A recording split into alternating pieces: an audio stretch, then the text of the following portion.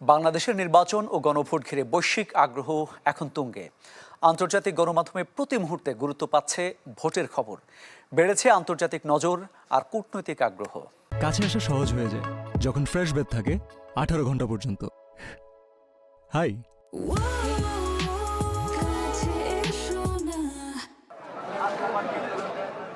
ত্রয়োদশ জাতীয় সংসদ নির্বাচন ও গণভোট কতটুকু সুষ্ঠু ও শান্তিপূর্ণ হবে, কারা জয়ী হবে, এ নিয়ে আন্তর্জাতিক গণমাধ্যমে চলছে চুলচেরা বিশ্লেষণ। যারা এবারে নির্বাচনকে দেখছে গণতন্ত্র পুনরুদ্ধারের অগ্নি পরীক্ষা হিসেবে। রয়টার্সের বিশ্লেষণে নির্বাচনের প্রভাব বিস্তারকারী প্রধান ইস্যু হিসেবে সামনে আনা হয়েছে দুর্নীতি, মূল্যস্ফীতি, কর্মসংস্থান ও অর্থনৈতিক উন্নয়ন। আল জাজিরা সহ বেশিরভাগ গণমাধ্যমে গুরুত্বের সাথে দেখা হয়েছে জেনজি বা তরুণ ভোটারদের। এবারে নির্বাচন ও গণভোট দক্ষিণ এশিয়ায় দেশটির ভবিষ্যৎ শাসন ব্যবস্থা, আঞ্চলিক ক্ষমতার সমীকরণ এবং বাণিজ্যের গতিপথকে প্রভাবিত করবে বলে আন্তর্জাতিক গণমাধ্যমের একাধিক প্রতিবেদনে উঠে এসেছে।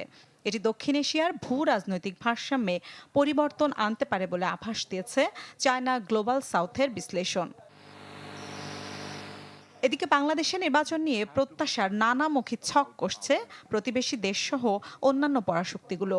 বাংলাদেশে ইসলামপন্থী ও ভারত বিরোধী দলগুলোর প্রভাব বাড়তে থাকায় দুই দেশের সম্পর্কের অচল অবস্থার সহসা কাটার সম্ভাবনা দেখছে না দিল্লির বিশ্লেষকরা।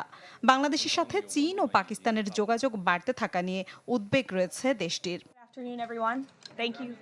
নির্বাচন নিয়ে ক্ষণে ক্ষণে মন্তব্য, বিবৃতি দিচ্ছে ওয়াশিংটনও, বাড়ছে কূটনৈতিক তৎপরতাও। নির্বাচনে স্বচ্ছতা ও জবাবদিহিতা নিশ্চিতে 40 দেশ ও 8টি আন্তর্জাতিক সংস্থা থেকে থাকবেন 4 শতাধিক পর্যবেক্ষক। পাশাপাশি দেশ জুড়ে সক্রিয় থাকবেন 45টি আন্তর্জাতিক গণমাধ্যমের 1.5 শতাধিক বিদেশি সাংবাদিক। মিলা খন্দকার, চ্যানেল 24।